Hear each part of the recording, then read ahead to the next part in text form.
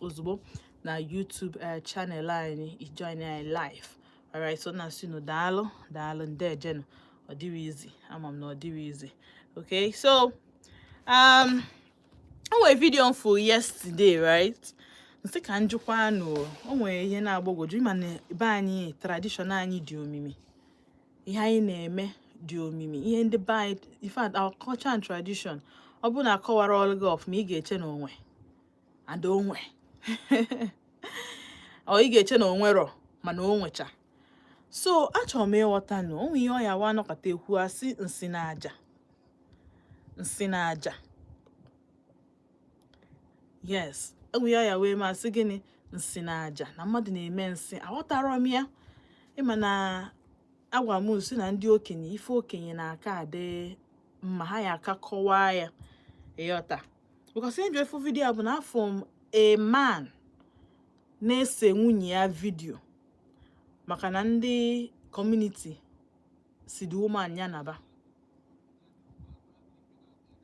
The video na-akọwa that na the woman na-anyụ mamịrị n'iru door die na-anyụ nsị n'iru door bia because ọ bia until that very yesterday asị ya nawa.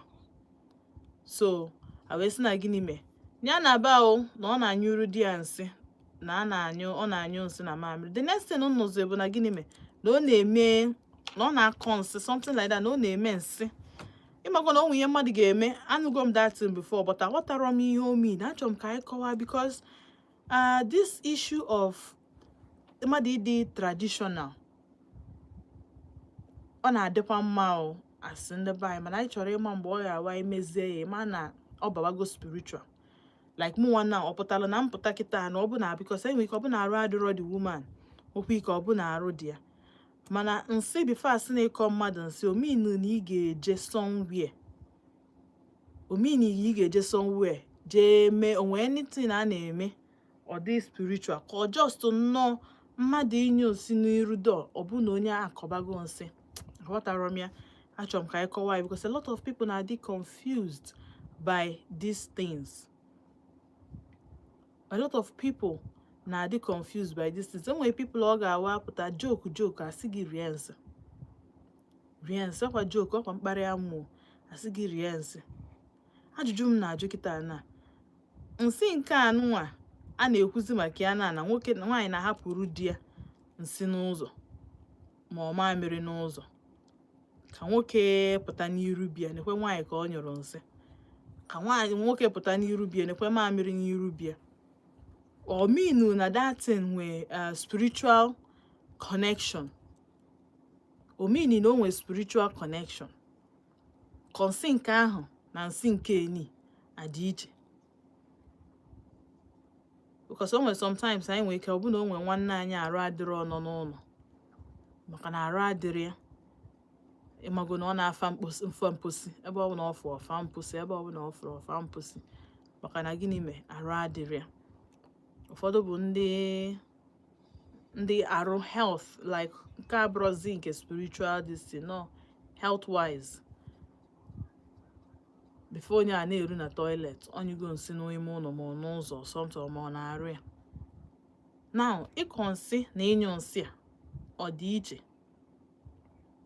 Because I could remember mgbe a na-etonite enwere ike ịnọrụ na compound mmadụ from another compound atụbata nsị na compound gị. The next thing ị ga-anụzi enwewe spiritual attachment to it. Before mara ya sị gị na onye ahụ na o jelu jee mee nsị. So ajụjụ m na-ajụ kịta bụ all these things na ọ dị iche. Nsị anyụrụ adị iche from nsị nke ọ ya wa akwụkwọ kịta sị na o je na nke dibia or something like that. So kpọọ m na 07060485853 ma kpọọ na 09155708347. Hello. Hey Kime. All right, take a sin no. Nke bụ eziokwu bụ na asị gị na mmadụ na-eme nsị na aja ịma na onye ahụ na-agwọ ọgwụ ya watago no ya na-eme ọgwụ na-eme nsị like nsị nke a na-atụ ịma na nsị abụrụ ezigbo ihe gị na onwe gị bụ ya na-anyụ nsị na-anyụgodo nsị na-afụkọ na-esi gị kpuchie imi gị ka ịfụ na ọ bụrụ ezigbo ihe so onye ọbụla na-eme nsị na-aga asị gị na ọnya na-eme nsị na-aga mana onye a na-enye poizin asị gị na ọnya na-enye poizin na ọ na-agwọ ọgwụ imegide mmadụ na ọ na-eme ihe dị otu a onye ka na-asị na mmadụ na-eme nsị na aja ịghọta na so nsị nke ọzọ ahụ mmadụ ọ bụ na the woman na-arụ adịrị ya ọ na-anyụ nsị n'ọnụ be die n'ụzọ be die mana nke a dị iche but ọ bụ na arụ dị ya ọkpata anya na-eme ịma na the woman nwere ihe ọzọ ọ na-eme dị attached to that ihe ọ na-eme. Alright, daalụ according to ihe okwu na onye na-eme nsị na aja na onye na-agwọ ọgwụ mana ihe dịzi m confusing na this video na mfụ bụ na ị ga-afụ nsị n'iru dọ fụ mamịrị mana nwoke nọ na video na-asị that na nwunye ya na-eme gịnị na-akọ nsị na-eme ịmago dịka ndị asị gị anya na wefu ka o si bụrụ property ya die na-achị ọchị ịmago na-eme mockery of the situation. So now wonder na-asị onye anụ a ọ nyụrụ nsị nyụọ mamịrị ọ isi bụ ihe adịrị ya mma nwunye di ya ma ndị nwuzi wee na-ebo nwunye ya ebubo na ọ na-eme nsị na aja na onye nwere ike ọ bụ na arụ adịrị ya because ị ga-afụ the thing na ọ na-ebe the woman na-amụ ya enu sef na-eji ebute akpa ya na-apụta. So ihe nji na-ajụ this thing bụ na o mean na automatically magically na onye nyụzi ya nsị n'ụzọ ọ bụrụ gịnị ọ bụrụ ihe ọjọọ just dịka ekesins wee kwuo na nsị bụ ihe ọjọọ anyway. Hello, good evening, ka ime ka afa gị na ebe isi akpọ m onye from Ebonyi State no gaa n'ihu.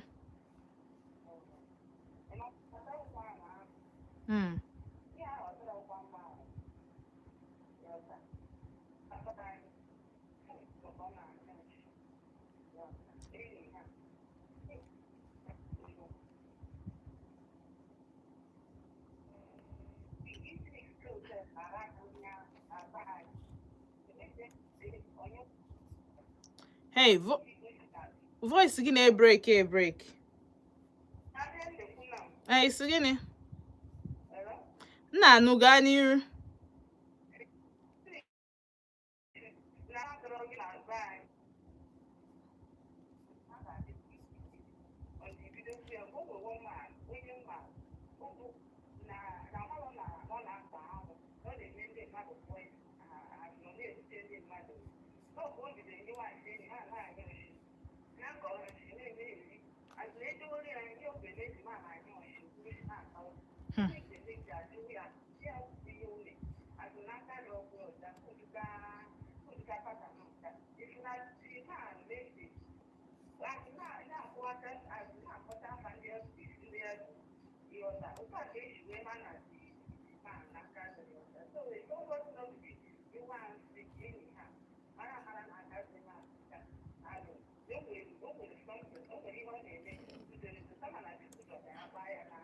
N'anwụ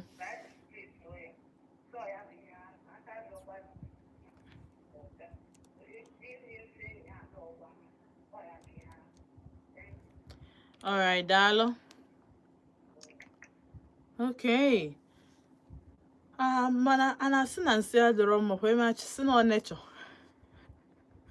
Ọrụ na-asị na nsị bụ nature. A na-asị na nsị bụ nature, arụ bụ nature. So adị m surprise mmadụ esi m na nsị mmadụ nyụrụ onwe ya bụkwa ajọ ihe. Achọkwa makwa nkọwa gịnị ka anyị nwee ike wee ghọta ya so that ka anyị hapụ ije mee mistake kwuo ofu ihe ọ ga-ewa ikwu ya jiri ọnụ anyị kwutela onwe anyị ihe na-adịrọ mma. Hello. Ka ime afọ gị na-ebe isi ugobe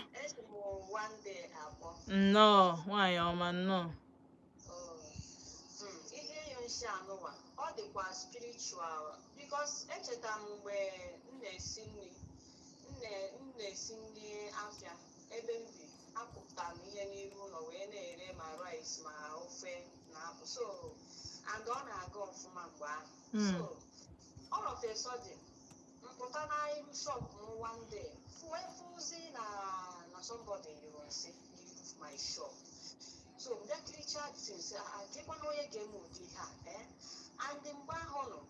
If I go, you have to check at the one missing by what I go forgiveness, can't forgive Oyaho, had the one missing. So that Richard says, Kedoya game with the hat. So when happy, all of a sudden, the mother had a cousin shop, okay. Had a cousin. Ndị mmadụ wee na-agba ọsọ onye nke nọ n'akụkụ na-anabụrụ ere afịa ọfụma ọfụma bido wee rebe afịa ọfụma ọfụma wee si oke n'ebe ọ bụ na ọ dị otu a ometaburu ka m gbaghara onye ahụ ịghọtago maka ọ bụrụ na obi m nwere nkịta na enwere m ụdị obi ahụ mgbe ahụ onye ahụ ama nnakwa fri bete nsogbu adọ mana Chukwu mechara wee yeziere m nke ka mma banye ime m ka m mgbe nrụwa ọrụ mụrụ bụ ọrụ bekri ịghọtago so o wee Chukwu wee bulikwa m elu ọ na-agakwa ọfụma ịghọtago so ihe ndị ahụ nụ ọ bụ na arụ adịrọ the person asị yes na arụ adịrọ the person but o wee ụdịka arụ na-aga ya mmadụ ọ bụrụ ọkwụ arụrụ ana ịghọtago because afụgo m somebody arụ na-adịghọ ịghọtago mana ọ na-aga ije ọ ga-ebiniwu jee yụọ nshi mana ọ pụta ọyụ karụ nshi aga everywhere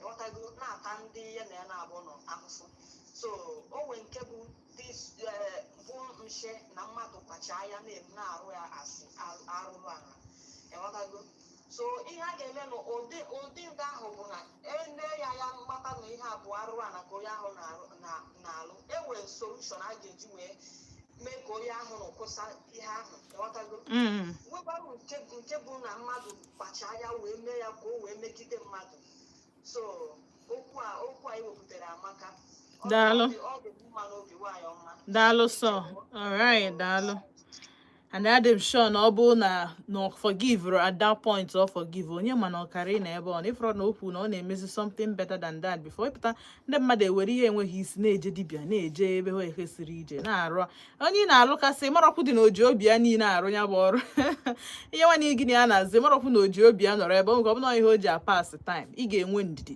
everything ife niile bụ timing everything bụ time and season oke kịta anụ ka anyị wee ya nnọọ na o mere ihe dị anya ebe a na mmadụ nọ na-azụ ofu ahịa ọkwa ọpụgolu ya Chineke mee ọ bụ na Chineke nna chọọ ivie ike a sị na ọgwụ niile na-arụ ọgwụ ahụ rụọ ọkwa obido n'isi ndị a niile na-achọda wuma ga-eje chọwa ebe ya chọọ ebe ọzọ ha ya ego afịa bikos ha ejiburu anya ha ego ya nke ha na-ego ya so ya ka o ji awaipụta ya dị careful mara who to fight and who not to fight bikos ị nwere ike na-fight onye chi na-emeela eze mgbe ahụ ije vuo onwe gị ike ma mma hello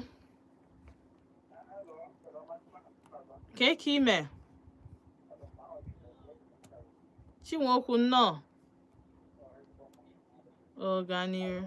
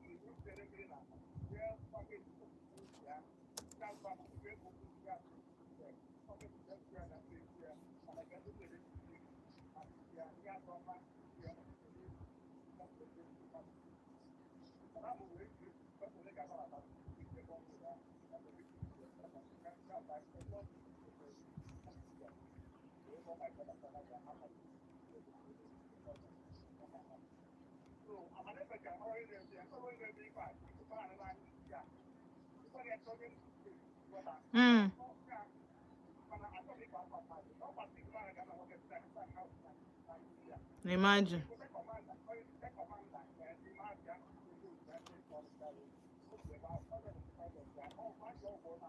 Ew.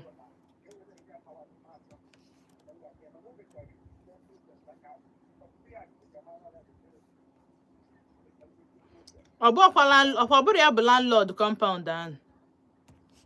Onye bụ the landlord. Oh, Hunter.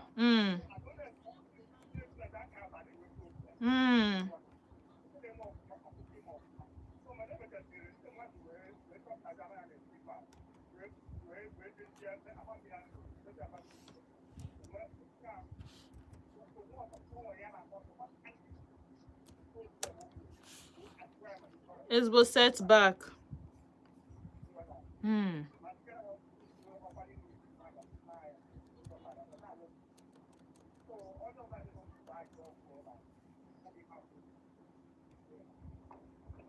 Oh, wow. All right, daalụ so nke ọ na-anyụ nsị na compound ọ destiny ndị nọ ya bi na compound ka ọ na-ewelu ka o nwere ihe ọzọ. I ghọtara m. O nwere some certain things. O nwere ihe na afefe ụmụ ihe ndị a. Ọ dị last. Kama na ihe menji wenite this story na abịa m dịtụ a little bit confused. Ịmago na ife mmadụ amarọ. And ihe m adịbe exposed to. And also, o nwego ndị ma ihe bụ nke na nke bụ nke. Ọ ka iwe na-amụta because anyị mara na nsị niile anyị fụ n'ụzọ bụ nke bụ gịnị nke eji wee kọọ ọgwụ. Because ọ bụrụ the truth is ọ bụ na a na-akọ. Mana another truth bụ na ọ dị last. Another eziokwu bụ na gịnị mee ọ dị last. Ijiri ekpere iji ihe ọ na ị na-eme kwesịrị very prayerful. Because ndị mmadụ people will be trying you. Kwefu ndị ọjọọ. Ha makwa na ha ama nweta gị o mana ha ga na-anwa. So you need to be very, very prayerful. Hello? Keke ime? No. Afa. Okay. Madu. Mandy from Emene. No. Yes, I did see a bomb na Emene. Nchata no.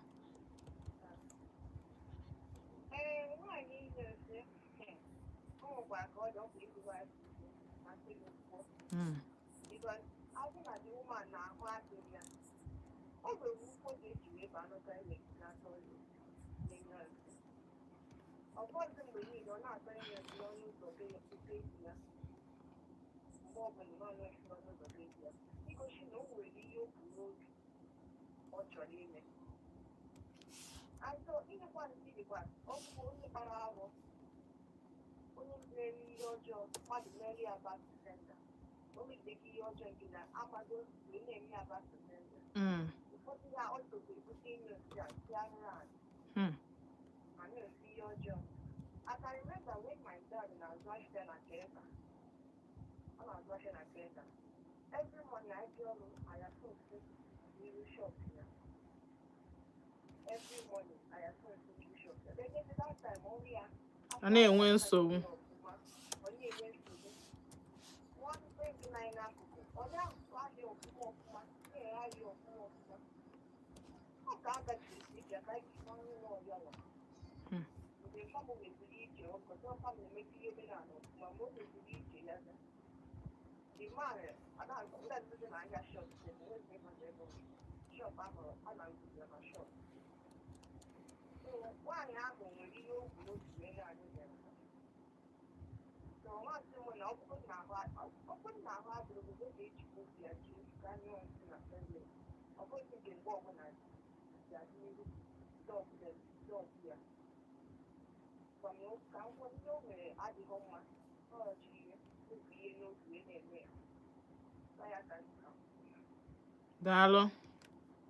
Dalo. Okay. I believe na oburo no nsi mmadu nyu ka iwegodi ya no mana acho. Does it mean that automatically onwe ebe ije onwe ha ebe ije pụtakwa na anya ọlụ mmadụ nsị ebe ọbụla weda na step o n'iru shop ya o n'iru ụzọ ya automatically o mean that na ihe ọjọọ ga-ebido mewe ya nke onwe ebe nidiri ije mee some certain things so that ọ bụrụ na onwe onye nke mma afụ ya ụdị itari anya akwagodi ya ihe n'ike first wee na-ekwuzi okwu na onye a dị ndụ ma ọ na ka echeki bezie ihe mere ya because like this na asị na the heaven suffereth gịnị violence and only the violent be na take here by force. So when some certain things are be for like this, ikwesighị ịjụ anya oyi, ikwesighị ime ihere wee mee gịnị wee rebuke the person. Uche ekwesighị ịtụ gị bịa ka ịtụ ọrụ ndị imeelu ndị anya oyi ewere gị mee gịnị mee ihe so ha. Hello. Ka ime onye nne nnọọ. I do ye. Dalo.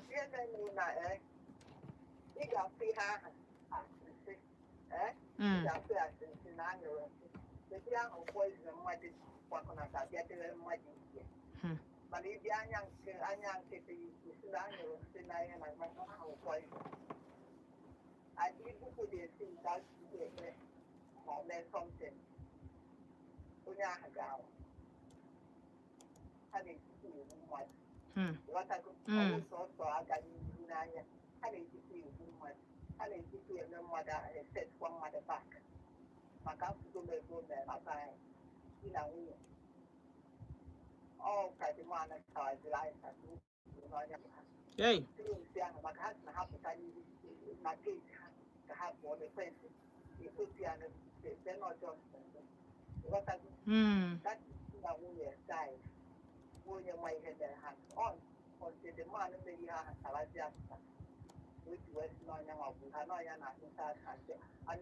A lot of people open the Bible by singing. So when you know them, I will just if it's not, anya mad on sick or January, it's not poison. So no, we have the madam again. I'm glad you have. I say you about my outside, I'm outside. I am.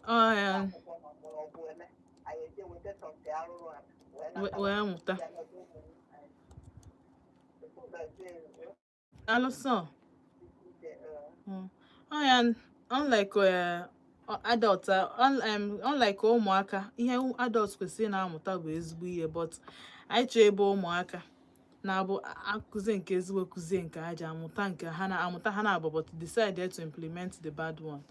Ụmụaka bụ ife ọbụla fama ozugbo ha na-afịa ka ha na-capture, but ife nye gị dị ihe nye gị ikike ebe nwatakịrị na obodo ability isieve some certain things made the right one. Mana ịma na anyị nọ na-ekwu ya mgbe niile n'ime ihe ọma na-afịa arụ. Ime ihe ọma na-afịa arụ. The only thing anyị ma emebi ihe ọjọọ ọ na-aka adịla anyị easier implement. Ọ na-aka adị easier implement. Now imagine nwaanyị anụrụ anụ arụ dị. Nwaanyị anụrụ anụ alụ dị. Ịbịa na-eme di ya nsị. Ekwugo m ebe a. Ifugo na sometimes ọ bụrụkwa domestic violence na-eso okwu. Because ihe a nwaanyị a na-eme dị mma ime gịnị ọ dị mma iji ime apịtọsị imerụ ihe a ga-apịa gị ama ndị mma. Apịa gị ụdị ịtara ya ga-apịa gị asị okenye na-eme ihe ụmụaka na-apịtọ ụdị mpịtọ ahụ ama ndị mma. Ịma mpụta na bed for 1 month. Ịma mpụta n'ilo for 1 month. Now this woman nkịta dị ifu ka o si apak ihe fụ na ọ bụrụ na arụ dị ya ihe nọ na-eche yesterday bụ ọ na di ya kechiri ya ịna ka ọ na nya nwa achọghị ịna na-alụsa this man. So a lot of men nọ na bondage. Ụfọdụ nke eme spiritually, ụfọdụ nke bụ physically, ụfọdụ bụ emotional bondage. Nke emotional ahụ bụ ife na-aka njọ ka ahụ ịma mpụta dị na ọsọ. So if this woman na ị ga-ama na arụ dị onye because ọ pakicha akpa o buru baro na o bupụ ọ na-echetekwa azụ o burukwa amapụ ya adịghị a na-eme na Anambra ka bụrụ na ugwu azọ bụrụ yo no Anambra be anyị ka ọ dịka njikọ ka local gọọmenti sef also. So ụdị ihe a kịta anụ a ama m na the woman amụrụ the man nwa but ụdị ihe akwa ya nwoke chọrọ jee ịjụ ese echi niile asị ya na ha na mmịa mekwalụ nsị o nka nwoke ọma nkọlọ ọsọ nwoke ama nkọlọ ọsọ ụdị akụkọ adị alaike ịnụ because nwoke anya ya ọbụna nwoke ọbụna the man sef na-ewerube ihe a na-eji ejide nwoke ejide uche ga na-abụ ebe mmịa mere otu edishon na ya nwa ama mme like that because a na-asịkarị na ụmụ nwaanyị na-eteki after their mothers in terms of omume then in terms of physical attributes iyi mmadụ ụmụ nwaanyị na-aka eyi mpa ha ọ na-afịarị ifu nwoke onwe na-afịarị ifu nwaanyị yiri mpịa mana attributes mana omume. Hello mgbede ọma o ka afọ gị na ebe isi akpọ m oke gaa n'iru.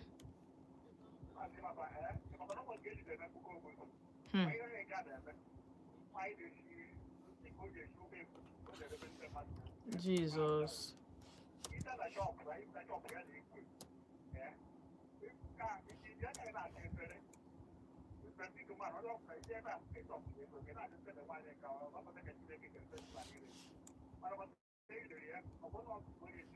Hey.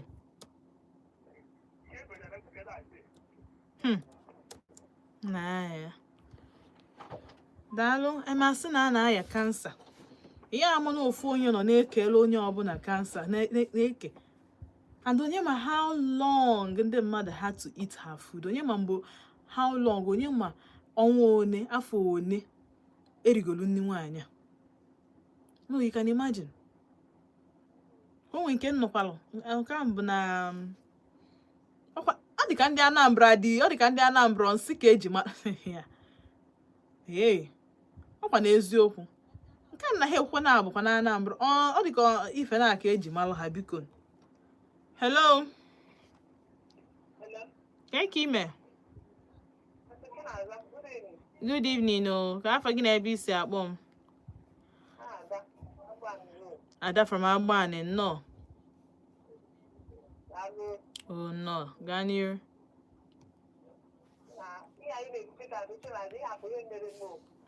Okay na-afụ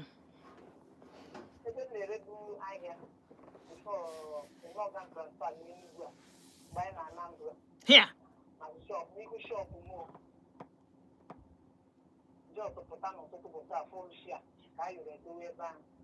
here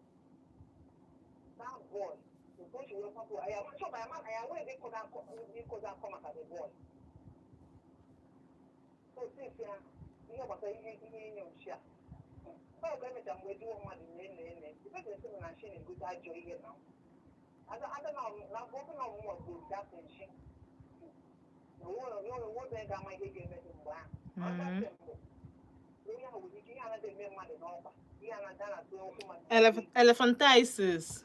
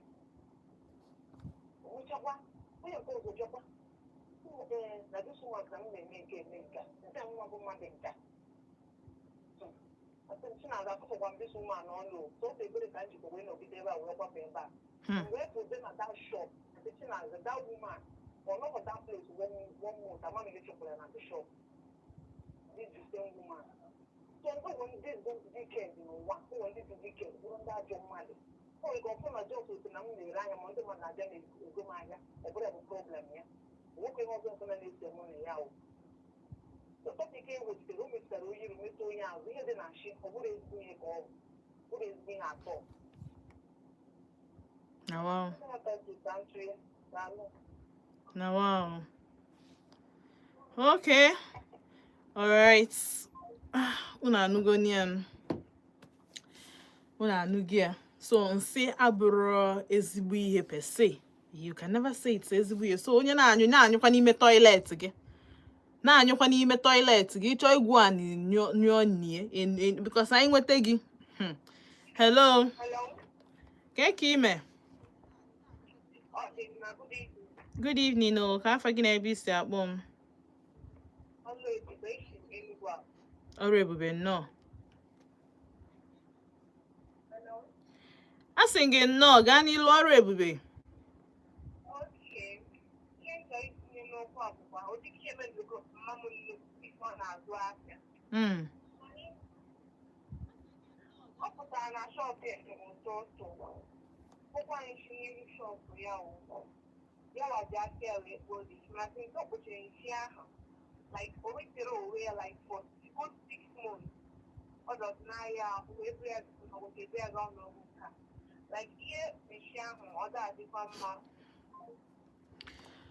Okay.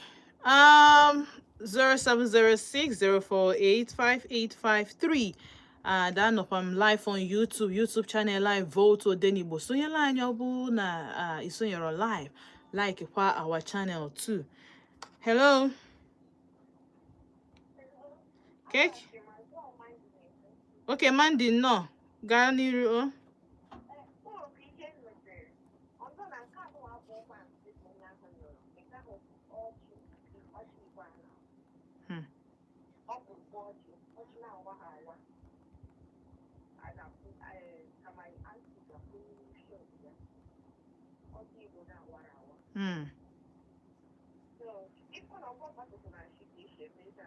ODENIGBO is very strong now.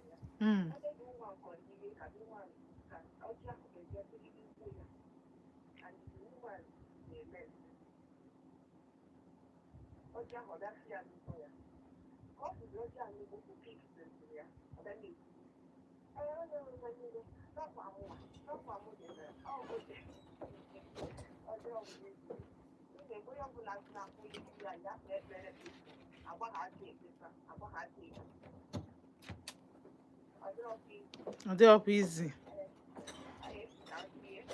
So, and of course, I be able just say because no di ha kedu kedu solution rather. Case solution because I like I na-ekwu na achọtakwa solution ozugbo because I'm telling you when they na-ege m ntị hapụ every morning ha ka na-afụ nsị n'iru shop ha na-ama nsị enu na hapụ. A lot of people na-ege m ntị bụ na before now ha afụgo nsị n'iru shop and the program anyị na-eme na nwee ike omefa Hechebucha fugo no nwego ka one or two things were occur during that period okpochara nsi. After that period okpochara nsi, okay, from that time till oge notice ihe na-agabukwa ọfụma mana since chebekwanu because I bekwa meju kedu solution onye notice ụdị ya kedu ihe a ga-eme. O mere m ncheta enyi m nwaanyị na-akpa isi ọ na nje na nke ka nje kpaa isi ọ na-akọrọ m na ọ pụta mmadụ nuance mmadụ na ọkpọ okwu ya na ọ just welu carton attachment kpuchie the thing. Mụ nwa na onwe m adịghị m etinye n'uchu na ụmụ ihe ndị a na-asị ya ihe just na-asị ya kedu ka mmadụ ga-esi wee hapụ toilet ya bịa n'iru shop ya nuance ịghọtago that kind of a thing.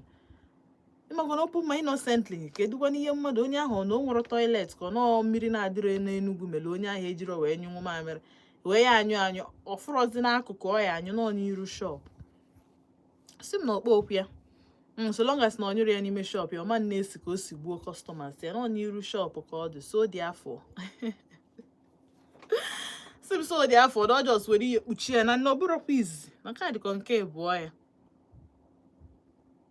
na ndị nwa mmadụ esighị ebe a pụọ n'ala onwe ya Akwa Ibom jee bido business because that girl mara eme ọfụma mana akpa isi mana ịmagon a na-amacha adịghị afịakwado adịghị afịa arụ ọfịaba arụ.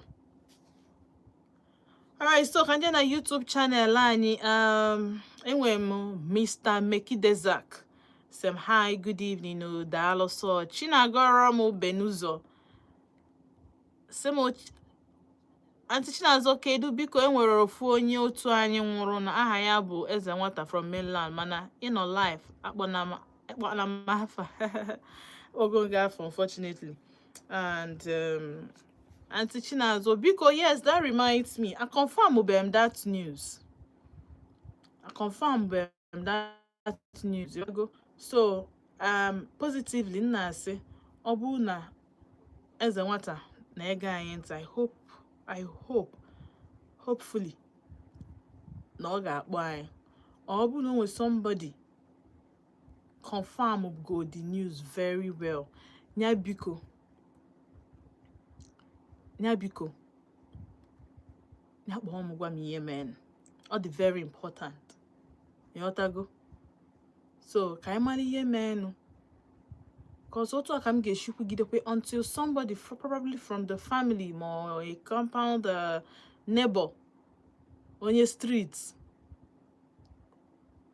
biko kenenu ka anyị mara ihe menụ ọ dị very important one of us and for 5 days now no been from him that means week niile ọkpọbe which is beginning to make me feel like no eziokwu ka a na-ekwu but achọrọ m isi because ọ bụrụ ihe mmadụ kwesị easily accept until you know from the horse's mouth or imagon horse's mouth bụ nyanwa n'ụdị ihe emekwa because ọ nwere ike anyị na-asị na onye anwụ ọ bụ na ọ nọ na coma na ọ ka dị ndụ na ọ ya apụta ịghọtago ọ na ahụ dara ya ọma mmenwu call ọma ga-enwu redio ọ na ọ bụ na o may travel safe so this is just being optimistic mana ọ bụ na ihe a niile na-ekwu kịta na ọ bụrụ na o merụ biko somebody should just call me tell me gwa anyị ihe melụ na ka anyị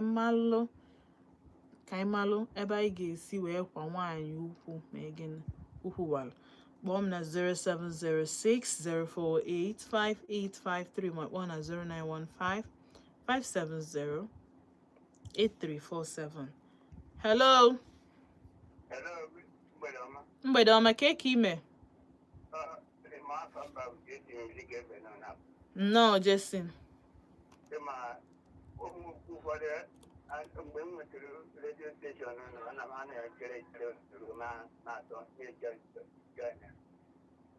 ile anya na na-eme n'oge anyị nọ n'ime na ọla agwụ ike na-awa akpata oyi okwu iwepụtara mmadụ ịga ihu na ebule na-akụ ugbo gaa na-afụ ntị onwechigbo onwe ugbo anyị si esi letelo na ebe ị na-azụ ahịa dịka ndị ụfọdụ na-ekwu ibe n'anya o nwere ihe ụfọdụ o nwere ọda steshọn o nwere one time anyị na-emepe na-azụ ọ bụrụ na chukwu emeghị mistake ọ bụrụ na mmadụ nke ọ bụrụ na chukwu kere mmadụ ọbụla obi obi onye ọbụla agụrụ ofu ị na-eji ihe na na-eji otu a na mmadụ amaghị ihe m na-eji ọ ma ụtọ ụwa dị dịka o mee nyocha o mere ka o ji dị ya mma ọ ma ihe o ji mee nyocha anyị kee onye ọbụla n'obi ya nsogbu enwe ugbu a ajọ onye dị n'ụwa na karịrị ọkalị wickedness ma Baịbụl nwaanyị Igbo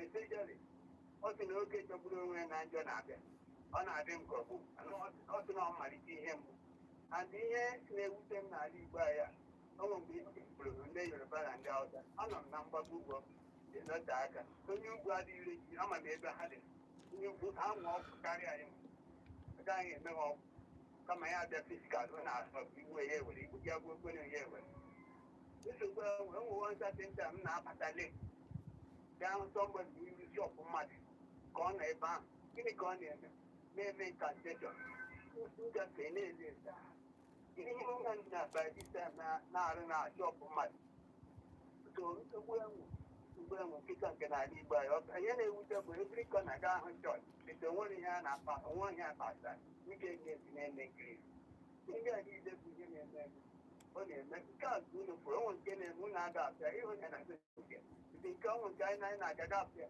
ka a na-arịa ihe ndị ahụ ya ama m ka mmadụ na-eji ya gabe na shọpụ mmadụ n'ọnụ ụlọ ya ma ọ na shọpụ gaa anyụ ọhịa onwe pọpụl enweghị ebe ọhịa dị maọbụ ebe a na-adịtọrị ụmụ pọpụl onye a jide anya ọrụ tinye n'ahịa ọ ka abịa ajụ onye nke ahụ eme gịnị ka ọ na-ejide anya ya oge ahụ ị nọ na-ere ahịa so mmadụ dị njọ ọ ya mere Chukwu ji si na wutere na ekere mmadụ ọ wutere na ekere mmadụ daalụ njisi ike daalụ sọ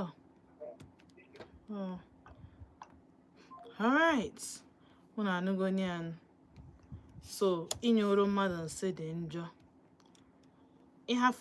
ịhafu be gị bịa nyụọ nsị na shọpụ mmadụ ma any other place na-abụrụ be gị ifugo na ibu ajọ ihe n'obi ominu na aka gị ma gịnị adịrị ọcha na ya bụ ihe nke abụrụ nke na ịchọ ịnyụ nsị ashị ịbarọ n'ime ọfịa ịbarọ na be gị ebe mmadụ nwere shop ma ebe mmadụ nwere ụlọ ka ị ma na ya ejeje nyụọ nsị hello ka ime good evening kekwan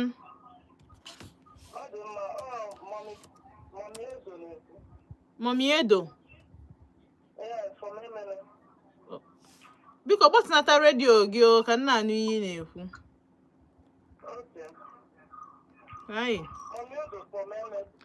alright biko jisi ike gbatịnata redio gị na ọ bụ na ịchọ ka mụ na gị kpaa nkata ọfụma ka two civilized adults ọ bụrụ m na-ajụ gị na-anụ hold back ịghọtago ka anyị nwee ike kpaa anya bụ nkata ọfụma ọ dị oke mkpa hello good evening keki ndị nke a bido kpọwa m ebe 5:30 o nwere meeting unu na-ejelu meeting dị anyị ọ bụkwa mụnwa na-eme mere ụwa ka ọ dị biko noise akarịa isi ọwụwa akarịa biko kenenu jisi n'ike ma gịnị gbatịnata na redio unu nchọ ka anyị kpaa anya bụ nkata kpaa ya ka ụmụ nwanne pụọ ma ị pụọ ebe redio gị dị the whole back dị too much ọ na-enye m isi ọwụwa biko 07060485853 now cheta na anyị na-enye ticket for food and fashion festival ohere adịrị echi n'aka m ike ya echi niile mana ohere ama ndị echi hello good evening o ka ime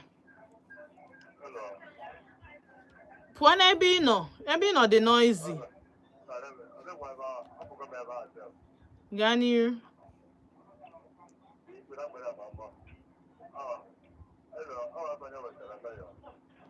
aka onye wetara otekwa ịnọkwa ọfụma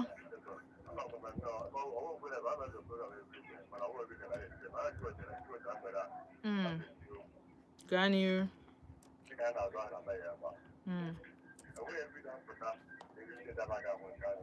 hey every day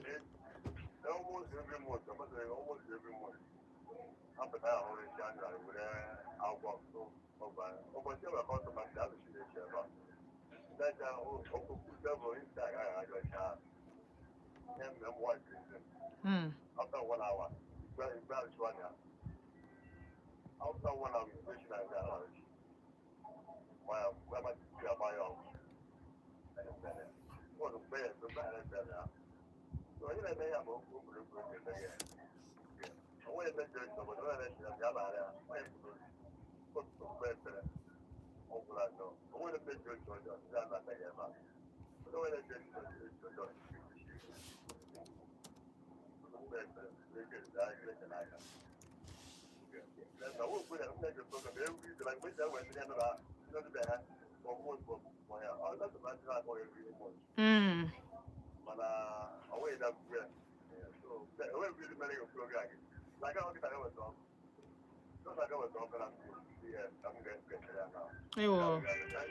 Oh, daalụ.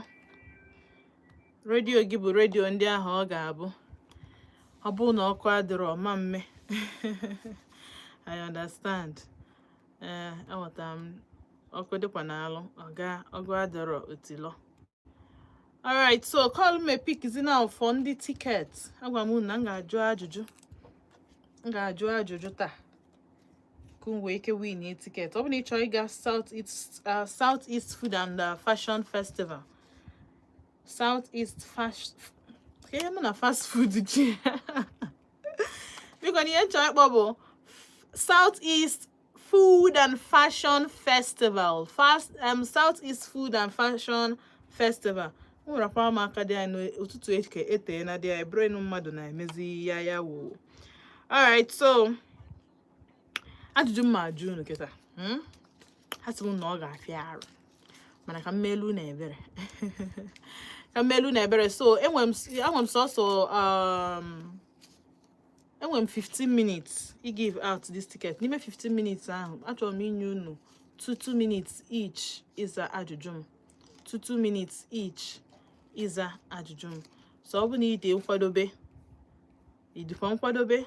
Ọ bụrụ na ọ bụ na ị kwesịrị ịdị nkwadobe maka na ekwu m ekwu na m ga-ajụ na ajụjụ. So come prepare yourselves. Ọ dị very, very important. Okay. Now the first question. Chikambe kanje vuta akwụkwọ ebe ndị question. Now the first question bụ kedu onye bụ the deputy governor of Enugu State? Kedu onye bụ deputy governor Enugu State?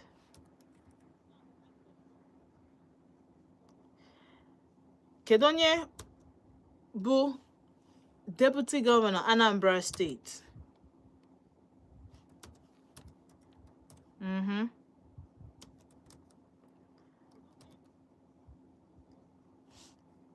Then the third one. Kedu ihe Food and Fashion Festival bụ all about? Kedu ihe Food and Fashion Festival bụ all about? Now, ọ bụ na ịma any of these answers to the questions, you make a bomb na 0706-048-5853. My bomb na 0915-570-8347. Now, before you pick my call, make sure you be ready if you this event. Echi na nwanne echi, make sure you be ready if you for this event.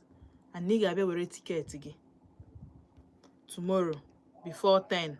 Hello. Ke ime? Ka afa gị? Ịkpọchielu m azụ, gaa n'iru.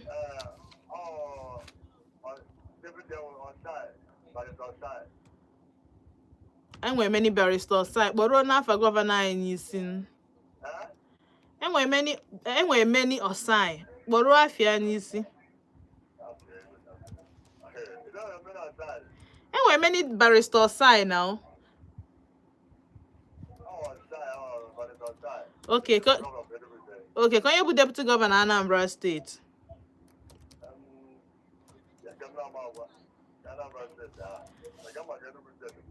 Okay, kedu ihe food and fashion bụ all about?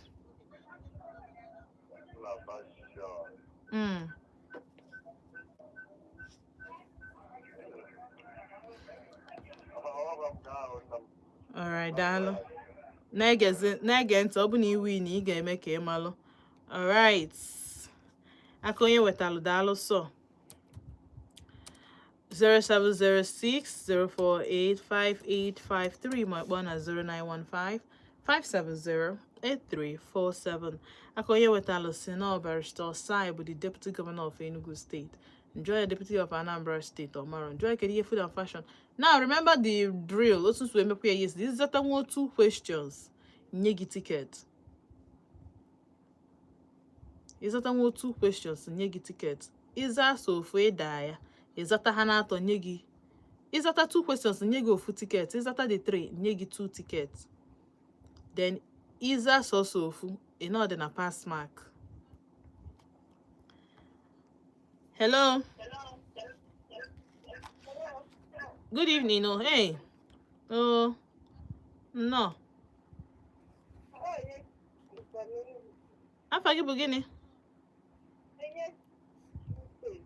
And the voice gịnị a break. Onome from Enugu State. Onyinyechi. Yes.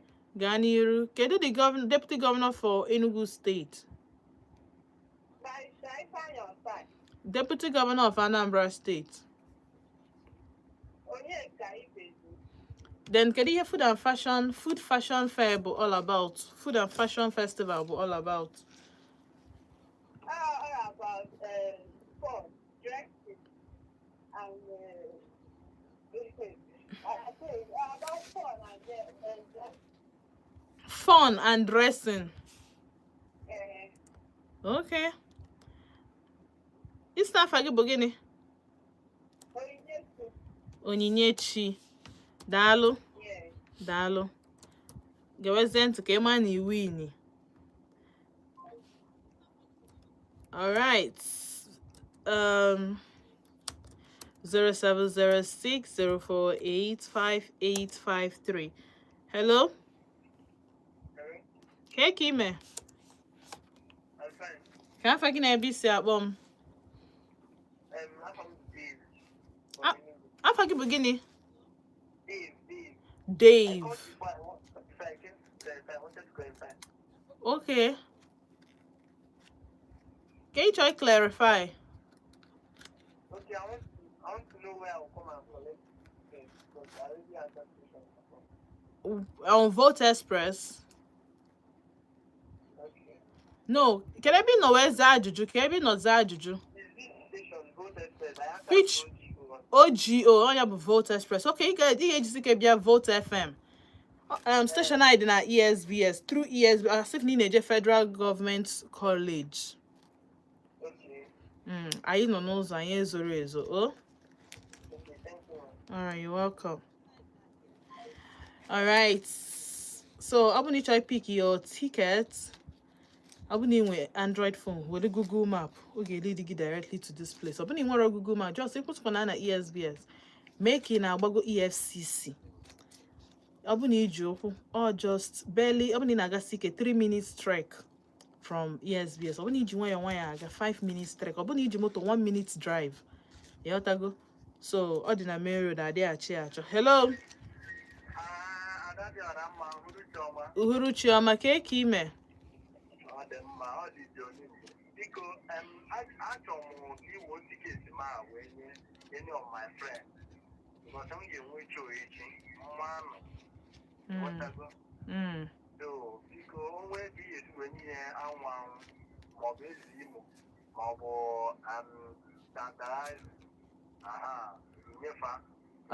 Ka ha je elu gị dị show ka ha weta elu gị.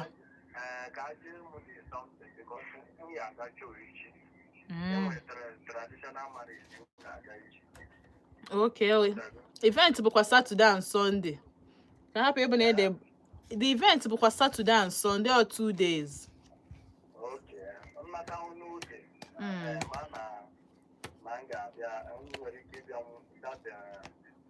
Sunday. On a man that I run okay.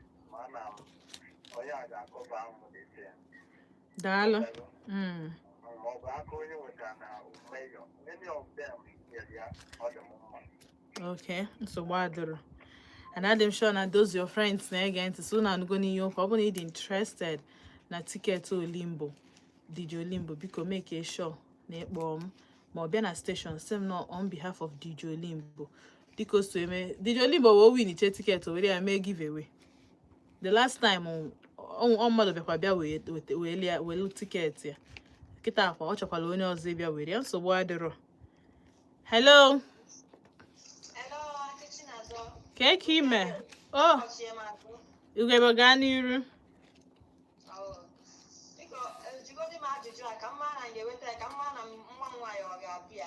Okay. What do I add you or the ahone? What do I add the ahone? 18 years. Okay. All right. So the first question, Bo, can the vice the deputy work out one? How many Monte, deputy governor of Enugu State, deputy governor of Anambra State, then Kediye Southeast Food and Fashion Festival, but all about. Hello. Hello, good evening. Even, Kekime. Chinaza no Ganiru. The first question, Bo, Kedu Onyebu, the deputy governor of Enugu State.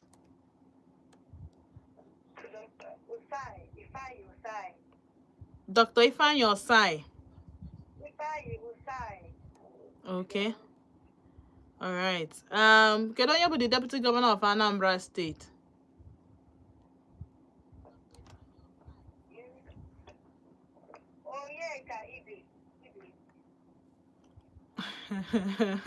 Akwa Google ka ije Google ya.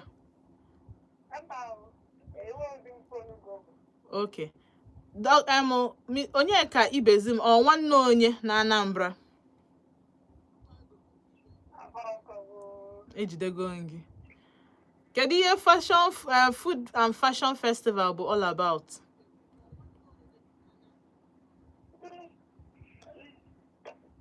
It's all about culture and content. Culture and content. Okay. All right. Just get back to Kaima ni wini ya. Oh, the very important. All right. 0706048585 my one at 0915 570 8347. Hello. Good evening. Cake ime. Ndi oyi.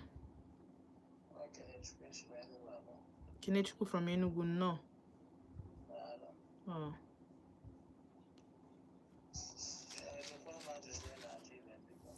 Kedu onye bụ the deputy governor of Enugu State?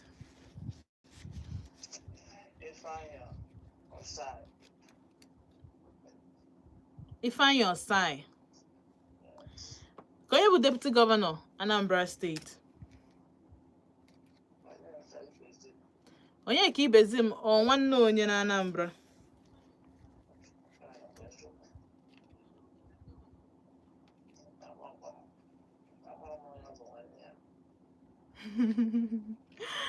Okay. Food fashion festival bụ maka gịnị? Food and fashion festival isi kwuo ọ na-akọwa maka akwa na-eyi n'arụ esi ọdịbendị ya ka ndị mmadụ si akwado na-egosi ebe ha si wee pụta. Food na-akọwazi nri ndị maka ọzọ ebe dị ka ahịa n'ala Igbo ịma na ndị Igbo be anyị abụrụ ndị Hausa na ndị Yoruba so n'uche ma ọ na-akọwa ka ndị si akwado mmemme ụdị ihe ha na-eri otu a ka si ghọta ya. Hello. All right.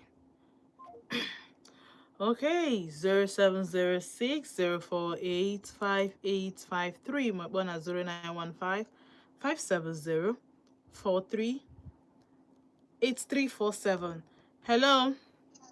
Hello, good evening. Good evening. Kekwan? ODENIGBO. Ndemma. Kafa gina bi se abom. Precious from Independence Layout. Precious from Independence Layout. No, Ganir.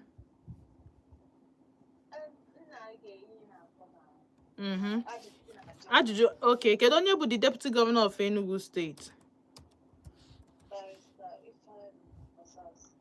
Barrister Ifeanyi Osas.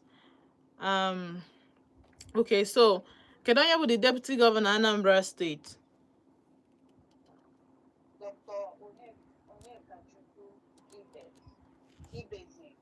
Ibezem. Kedu ebe ishe nye answer ị na-enye m?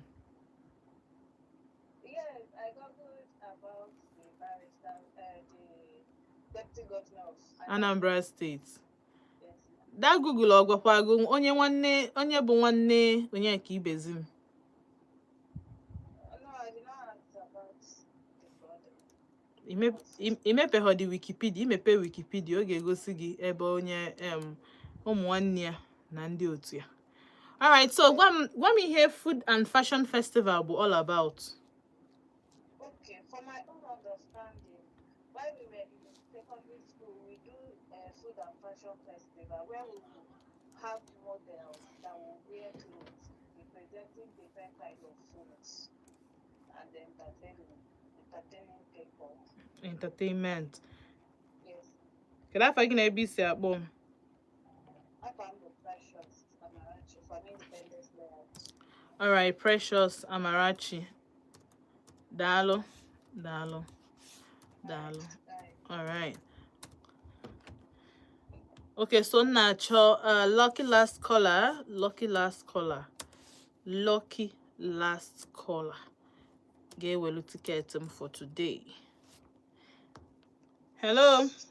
Hello, Auntie Chinazo Ugegbe, akpọchi m azụ. Ugegbe ka ekwanụ nsogbu now. Amakwa network. Na wow, gaa n'iru. Mgbajikwanụ m ajụjụ ahụ ọzọ biko. Ka onye bụ the governor of deputy governor of Enugu State?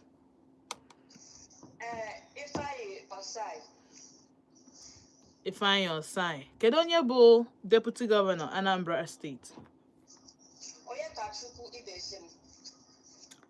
Kedu ihe food and festival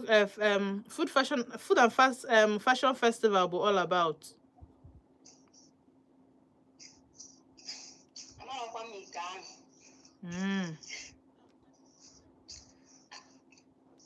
Ngwadalo.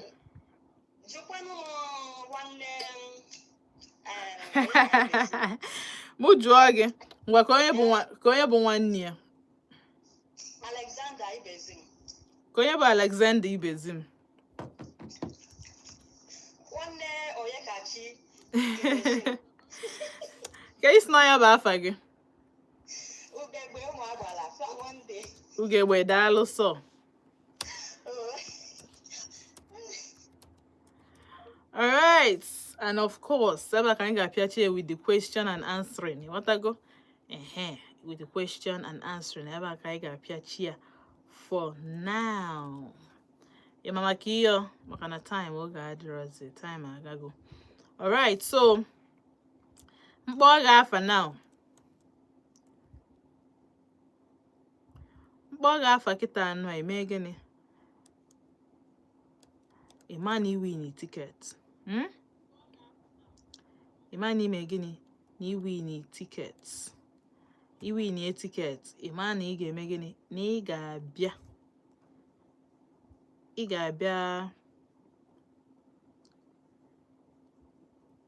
ga-abịa Okpara Square. Maka ebe a Michael Okpara Square. Maka ebe a nka event na-eme. And make sure na ị dị available for tomorrow and next tomorrow. Ịghọtago? Make sure na ị dị available for tomorrow and next tomorrow. All the very, very important. So now, ndị ga-win my ticket. Ndị win ticket. Mi ma na ịzatalo Achọrọ m isi view as much as possible, mana a na-ene m anya na-asị m biko na ntị Chinazụ biko zianụ mụ meelu ndị ebere mụ meelu ndị ebere mụ meelu na ebere si okay, who am I na ọ bụ na m anya eme ebere. Don't worry, achọrọ m compile afụ so that mkpọọ gị ngwa gị ebe ime gịnị ebe ịda ya. Anyway, ndị sọsọ ndị m ga-akpọ bụ ndị win the ticket actually.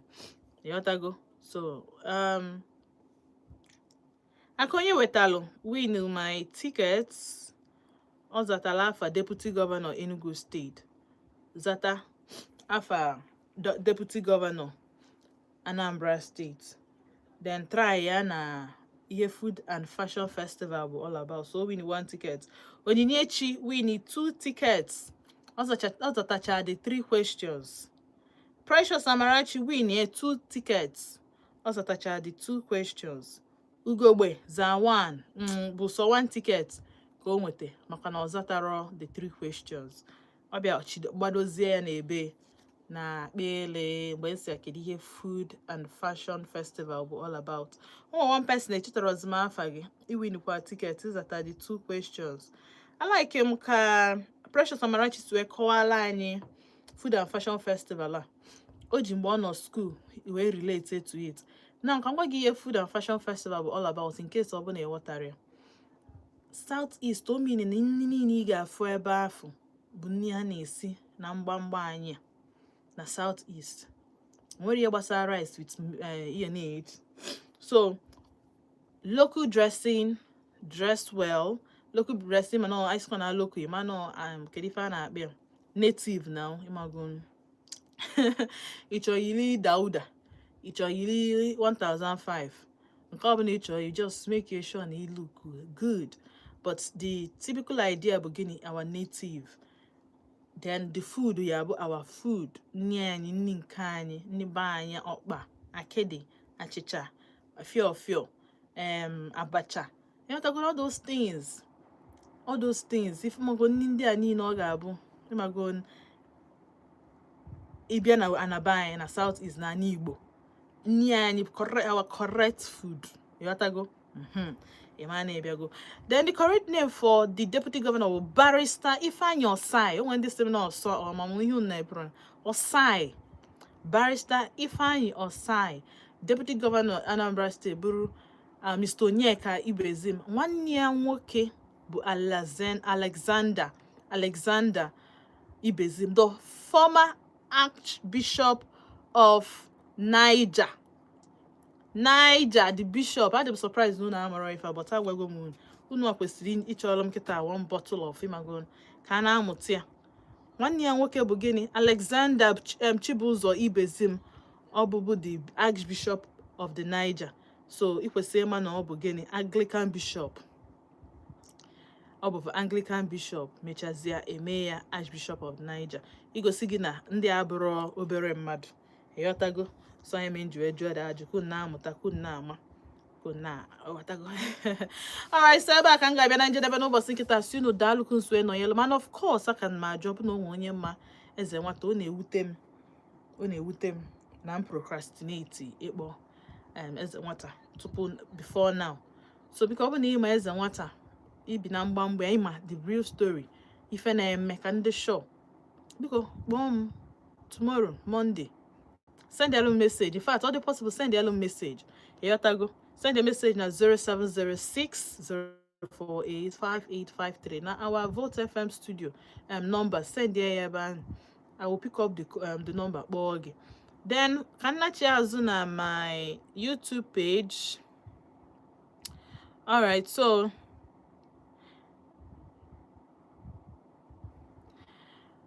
Pauline Godwin Ike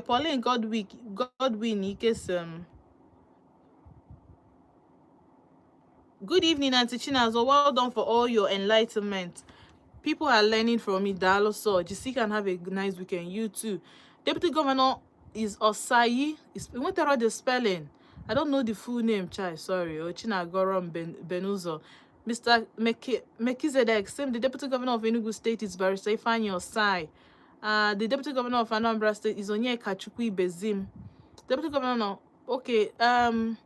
Mekizedek, opening Gabian studio, if you wear 1 ticket, and 1 ticket for you. Pauline Godwin, Ike, Semo, Deputy Governor of Enugu State, if I your side, you want to spell in our side, OSSAI, not IA. AI.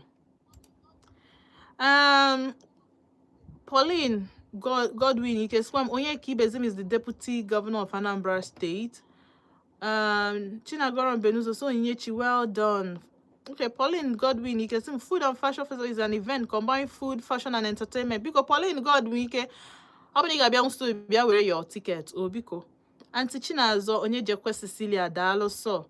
Please, the number I sent is the daughter to Ezenwata number. Thanks, mainland Emene. Odo patience, kebe the number de. Odo patience, kebe the number de. Nyam, from the number, from ya kebi send there. What a number forever.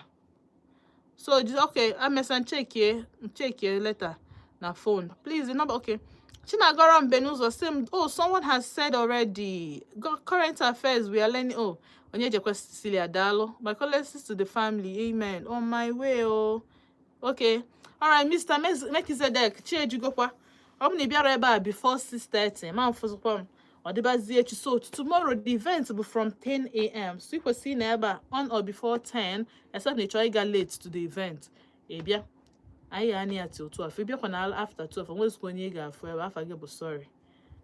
So except pilot 1, that's OGO Granona Studio. So I'm around, but if you can make it to this place before 12 noon, okay, Kala and Kechi neburu bosozo munu gano na Volt 104.3 FM. Afa mba nti Chinazo na si unu daalụ. Ndeje. Nke ọ bụla ị na-eme mgbada anya. Ụwa bụ ofu mbịa. Gbada anya mgbe ya ana n'ụwa ịma mma. Emeso mmadụ ibe gị ezigbo omume.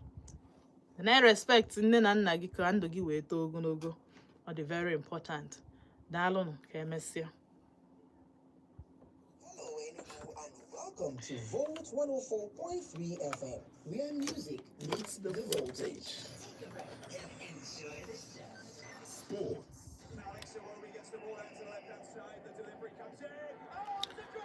All right, guys. See ya. Bye.